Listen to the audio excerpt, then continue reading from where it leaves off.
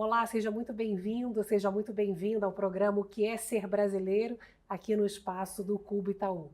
O nosso convidado de hoje é um casal, Luiz Coelho e Jennifer Rodrigues, do Empreende Aí, uma escola de negócios voltada à periferia.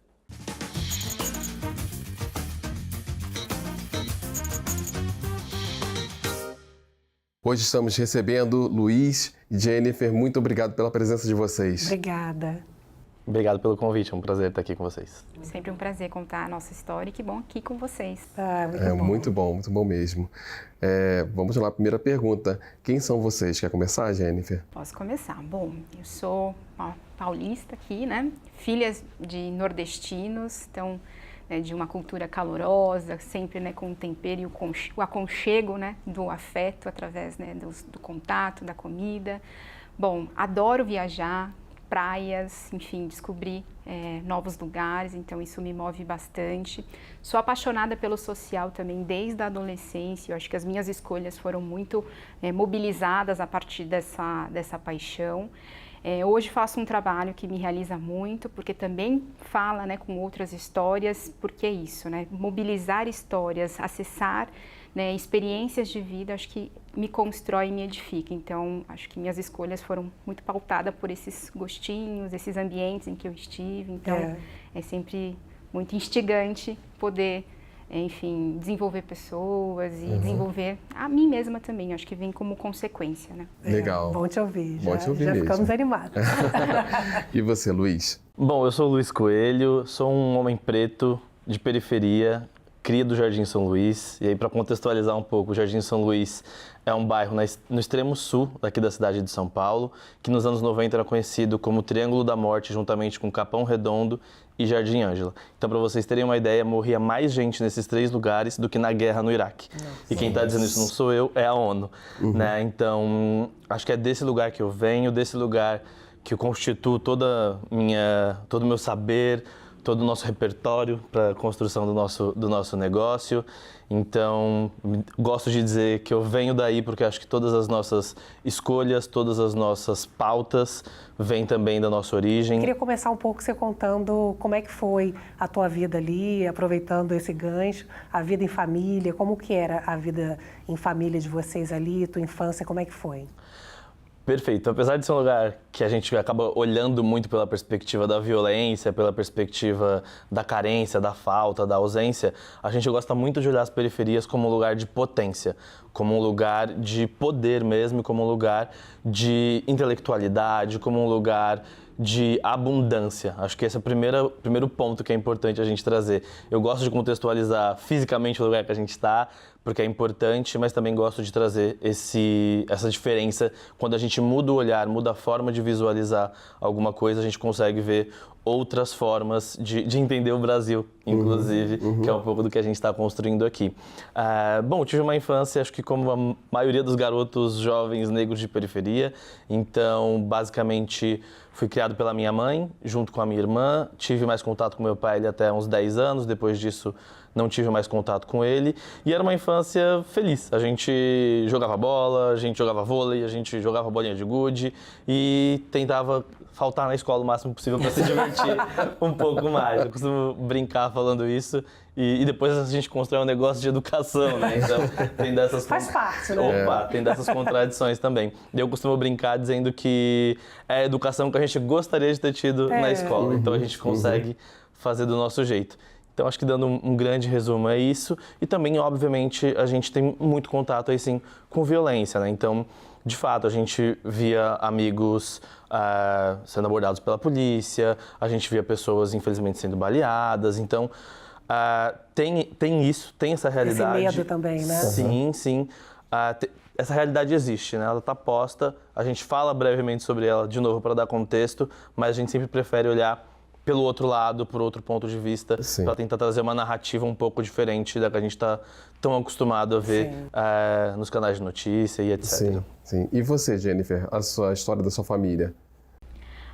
Ela, assim, é uma família grande, acho que é isso, são muitos tios que eu tenho, então tanto o meu pai quanto a minha mãe têm muitos irmãos, então é uma família grande que está espalhada, né, pelo Brasil, em vários estados, assim. E eu pude crescer, né, com os meus pais, com o meu irmão. Hoje, infelizmente, ele não está mais aqui. E essa perda, né, trouxe também, assim, uma outra perspectiva de vida, enfim, de contexto, né, social, de olhar para as violências que a cidade traz também, né, para dentro dessa perspectiva que o Luiz traz.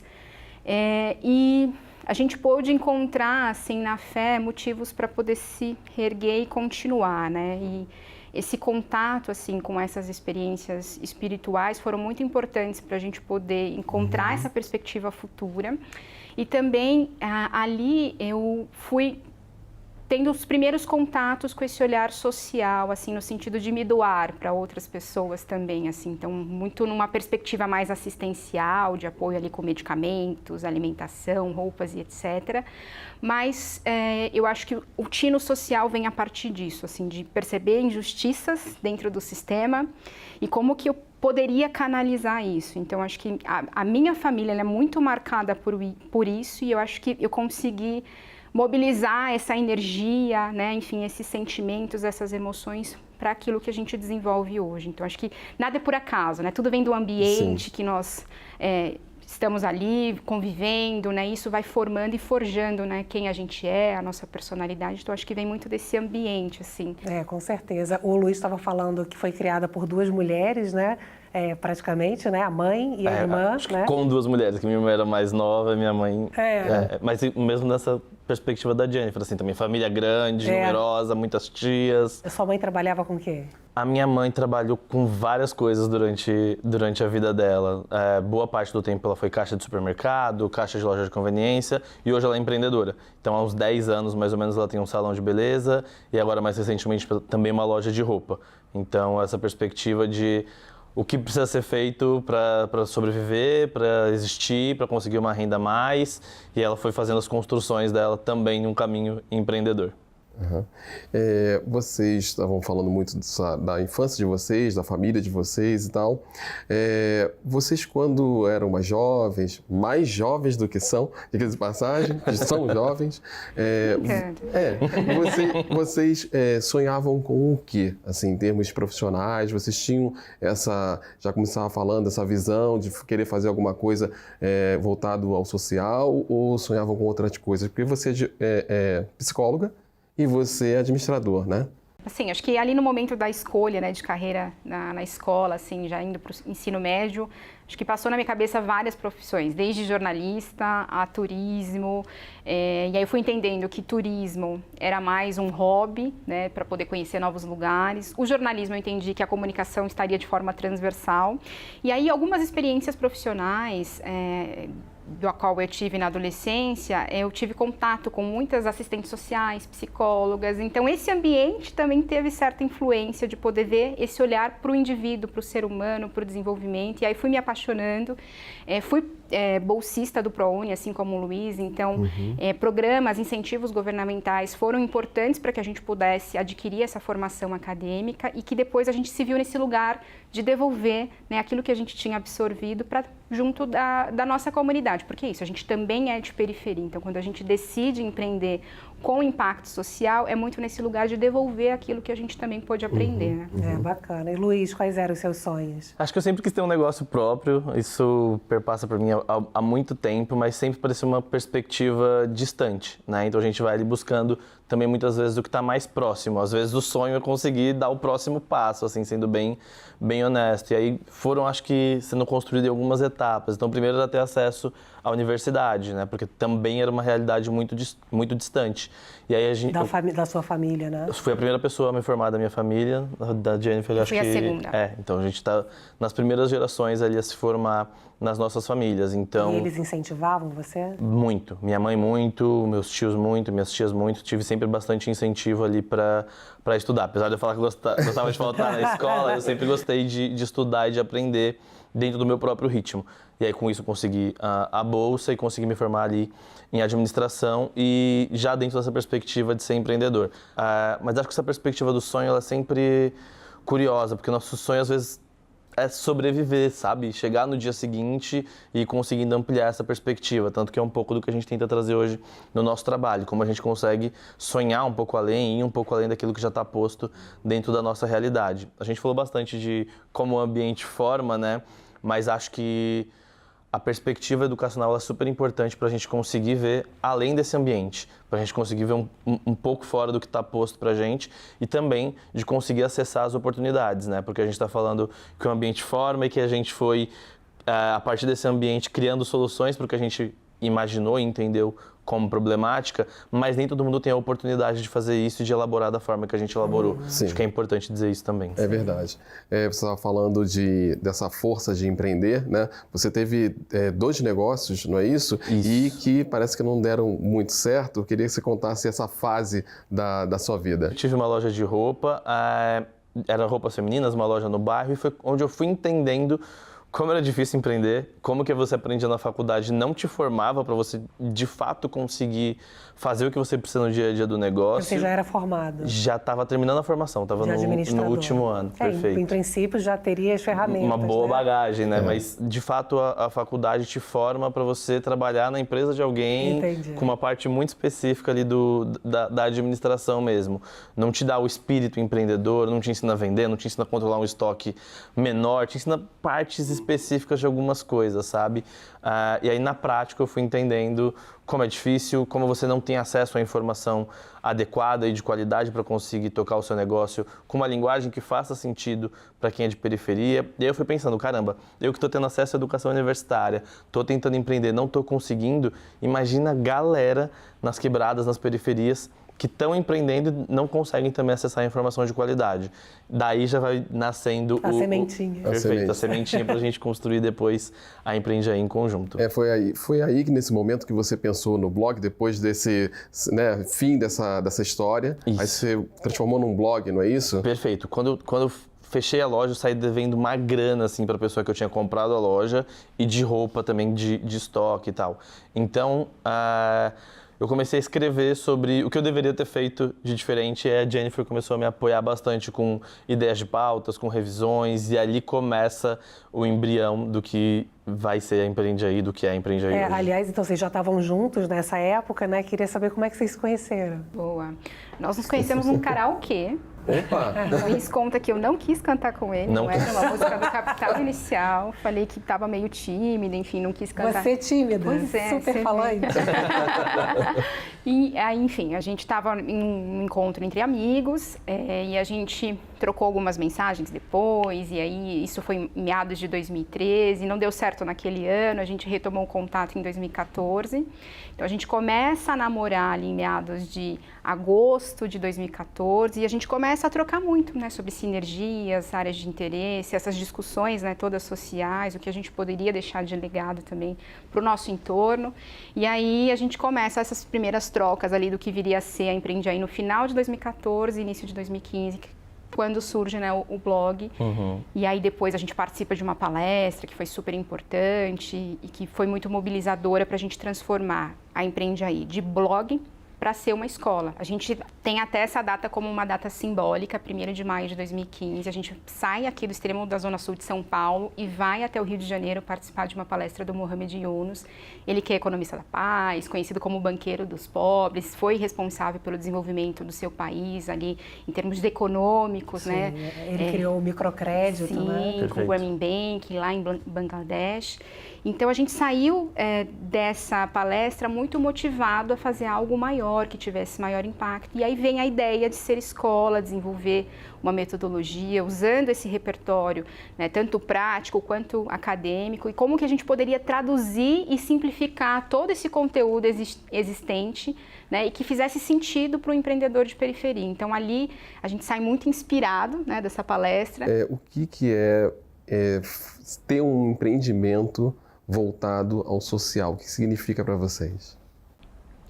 É forte, porque assim, a gente acessa muitas histórias, né? Desde histórias de sucesso, de pessoas que puderam ter oportunidades e pessoas que vêm de um cenário de vulnerabilidade, né, gigante, de violências domésticas.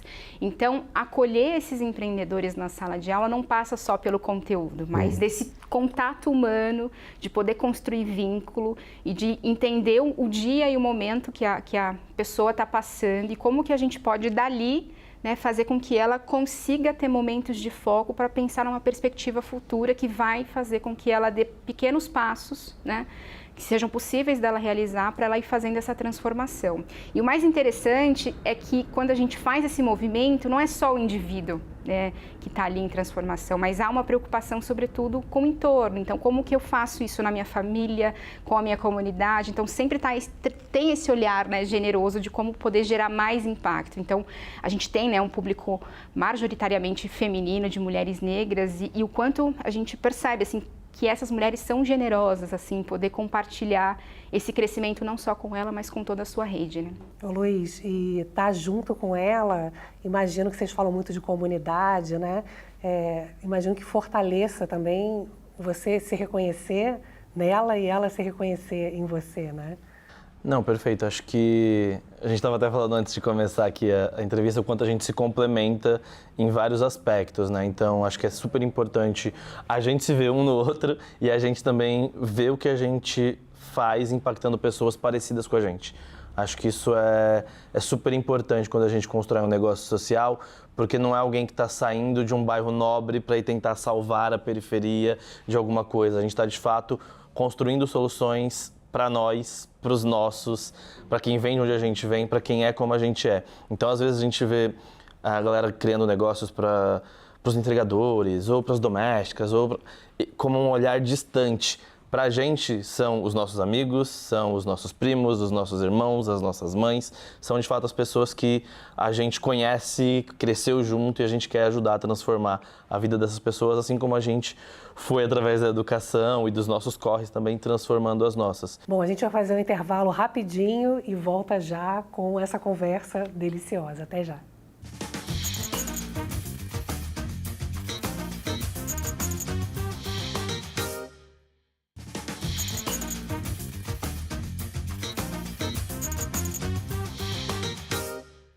O Que É Ser Brasileiro está de volta, a gente está aqui com o Luiz e com a Jennifer, e aí a gente começou a entrar um pouquinho, né, Luiz, sobre o negócio em si, né, o Empreende Aí. O que é o Empreende Aí?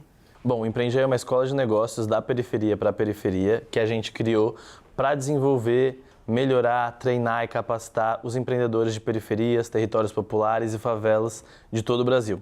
A gente começa o negócio em 2015, então hoje aqui no dia da nossa conversa, Empreende Aí acabou de fazer 8 anos, tem um mês que fez 8 anos, e a gente já formou mais de 5 mil empreendedores nesse período, sendo sua grande maioria mulheres e afroempreendedores, o que pra gente é fundamental, como a gente estava falando no bloco anterior, porque a gente se vê naquelas pessoas que a gente forma e em toda a história e trajetória. Você quer complementar? Bom, é isso, né? A gente começou a princípio no extremo da Zona Sul de São Paulo e hoje a gente pode dizer que a gente tem pelo menos um aluno em cada estado do país, então a gente tem tanto cursos presenciais e online, então com a pandemia, né, os cursos online se intensificaram e a gente ganhou essa capilaridade, esse crescimento e a gente, né, segue cada vez mais crescendo com time, equipe e projetos. E quais são os tipos de cursos que vocês oferecem? Bom, a gente tem cursos presenciais, online e híbrido. A gente tem uma metodologia que a gente batizou de Despertando Empreendedor, onde a gente criou uma linguagem simplificada, traduzindo termos, contextualizando com cases e exemplos ali do território para que fizesse sentido para esse empreendedor, né? Então, a gente tem uma metodologia estruturada com cerca de 20 aulas, onde a gente aborda aspectos desde autoconhecimento, ideação, modelagem, testagem e gestão de negócio. Então, desde a ideia, olhando primeiro para o indivíduo, que ele tem de habilidade, para depois a gente entendendo o que faz sentido para dentro desse repertório, como a gente modela, testa, valida com o mercado e como a gente aprende a gerir. Então, olhando para vendas, finanças, marketing e dando estrutura para esse empreendedor. Então, hoje a gente tanto vende programas próprios, como a gente também tem a disponibilidade de sentar com empresas e customizar programas que façam sentido para as linhas de ESG que tem e assim por diante. Então, é interessante você falar um pouco de quem faz o curso, já que que são pessoas normalmente que chegam em situação de vulnerabilidade, e o Luiz falou que são mulheres, né, a maior parte, e aí como é que vocês financiam esse... Imagino que nem todas cheguem com condições financeiras, né? Perfeito. O curso é sempre gratuito para os empreendedores e é financiado por grandes empresas, prefeitura, governo e etc. Então a gente sempre busca essas parcerias para que seja de fato gratuito para o aluno, para que ele não tenha que despender esse valor que muitas vezes ele já não tem, né, para conseguir alavancar o negócio dele ou dela. E Luiz, você fala muito sobre não glamourizar, né? Exato. É legal você falar isso. Tem gente que dá certo e tem gente que não dá. Perfeito, né? perfeito. Porque parece, faça o curso e todo mundo vai ter garantia de sucesso. Não é isso, a gente foge o máximo dessa linha narrativa de discurso, porque tem gente na internet que vai dizer que você compra o curso lá e vai ficar milionário depois de 6 meses. Sim. Não é isso. Empreender não é isso. Empreender é uma atividade de risco. Pode funcionar, pode não funcionar. Mesmo você conhecendo muito bem, mesmo você tendo todas as habilidades, pode não dar certo, o mercado pode estar difícil, o produto pode não ter sido aderente àquilo que você fez, alguém da sua família pode ter ficado doente e você teve que abandonar o negócio para cuidar daquela pessoa. Então, a vida real é muito mais complexa do que uma propaganda que a gente vê na internet. E é isso, muitos negócios funcionam, muitos não funcionam. Tem pessoas que preferem voltar, por exemplo, a ter um trabalho mais formal, e tudo bem. Que veio que o negócio é pesado, exato, né? Exato. E aí é a característica da pessoa e a necessidade financeira dela e de segurança também. Então isso vai mudar de pessoa para pessoa. E nesse sentido também é curioso que assim, as 3 áreas que têm maior volume de empreendedores são as áreas de moda, gastronomia e beleza. Então geralmente as pessoas começam a empreender a partir de algo que é familiar, que aprenderam com alguém da família, né, que pôde aprender de alguma forma, então ela usa aquela prática para transformar em negócio, em geração de renda, em faturamento. Então começa a partir de algo muito familiar e próximo a ela. E acho que esse é um movimento interessante que a gente percebe. É verdade. Perfeito. E vocês também têm algum plano para ajudar a financiar esses pequenos negócios? Quer contar um pouco? Bom, hoje a gente atua em 3 frentes, né? Então, além da frente de ensino, a gente tem uma frente de gestão de espaços compartilhados através de uma parceria que a gente tem com a prefeitura. Então, as pessoas podem acessar uma infraestrutura de escritório com internet, também rede de network, formações. E a gente tem uma terceira frente através de umas parcerias que a gente tem com a Firgon Impact Hub, que a gente tem uma frente de microcrédito. Então, as pessoas que estão, né, num outro momento de negócio, um pouco mais organizadas, com fluxo de caixa, conseguem acessar crédito, seja para capital de giro, seja para poder fazer um teste em marketing. Então, a gente tem essa frente também de apoio, né? E eventualmente, a nossa rede também acaba fazendo indicações, abrindo portas, porque isso é muito importante para o empreendedor de periferia, né? Então, acessar mercado a crédito é vital para que ele continue existindo. E vocês estão falando dessa dificuldade que é empreender, e é uma dificuldade ainda maior quando a gente fala do empreendedor que vem de uma comunidade, vem de uma realidade social diferente, né? Porque você lida com uma série de questões, não só financiamento para essas pessoas, mas também questões como preconceito, como autoestima. Eu queria que vocês falassem um pouco sobre isso. Bom, acho que essa questão de dar preço aos produtos e serviços passa muito pela questão da autoestima do empreendedor. Será que vale isso? Será que as pessoas, né, estão dispostas a pagar por isso? Então, a gente faz todo esse trabalho mesmo de empoderar as pessoas, de entender a proposta de valor do que ela traz, que é único, é exclusivo, que só ela faz, né, entendendo esses diferenciais para ir quebrando, né, essas travas que vai construindo, né, e que influenciam na precificação dos empreendedores. Então, boa parte dos empreendedores quebram por não saber fazer uma precificação, por não fazer uma gestão financeira. Então, a gente vai trabalhando esses conteúdos de maneira transversal para que o empreendedor possa entender o valor que tem. E aí a gente olha para o mercado, olha, enfim, tem outros produtos que são muito semelhantes e similares ao seu e que tem esse valor. Que tal a gente pensar nesse movimento também? Então, a autoestima e esse autoconhecimento é fundamental para tirar essas travas dos empreendedores. O que é comunidade para vocês? Eu acho que esse senso de compartilhar, né? Então, a gente, né, costuma dizer que atuamos, né, para territórios populares, comunidades e favelas, porque é isso, né? Existem várias periferias no Brasil, cada estado chama de um jeito, né? E é isso, existem vários retratos, né? Então, para algumas pessoas, como o Luiz trouxe lá no começo, olhar para a periferia é um lugar de escassez e não. Para algumas pessoas é um lugar de oportunidades, potencial criativo, porque galera para poder pensar em gambiarras e soluções para os problemas que tem no dia a dia. Então, tem que se virar, né? Tem que se virar. Então, comunidade passa por esse senso de compartilhar. Eu acho que é um povo muito generoso, assim, poder dividir histórias, oportunidades, meios e acessos, sabe? E você, Luiz? Para mim, comunidade é potência e é a minha casa. Acho que são 2 grandes resumos, assim, para falar sobre o que é comunidade, periferia, favela. E aí, o termo que a gente chama, dependendo de onde a gente está vendo esse programa. Sim. Importante isso. E agora a pergunta final. O que é ser brasileiro? Luiz, você pode começar? Perfeito. Para mim, acho que ser brasileiro é ser diverso. É entender que o Brasil não é Europa, o Brasil nunca vai ser Europa, o Brasil nunca vai ser Estados Unidos, o Brasil não é para ser isso. A gente é muito mais rico na nossa diversidade do que quando a gente tenta copiar algum lugar que a gente acha que economicamente deu certo, fazendo coisa X, Y ou Z. Então, acho que ser brasileiro é saber que somos diversos e entender que o nosso poder está aí. Bonito. E você, Jennifer, o que é ser brasileira? Eu acho que é ser leve, né? Acho que bem-humorada, em meio a tantos desafios que a gente traz.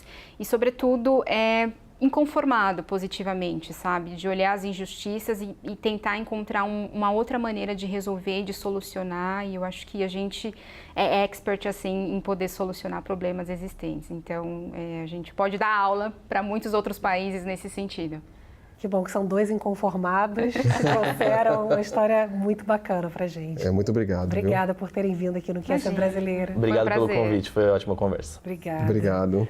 Muito obrigada a você que está sempre aqui com a gente no Que é Ser Brasileiro, aqui no Espaço Cuba Itaú. E a gente se vê na semana que vem. Tchau.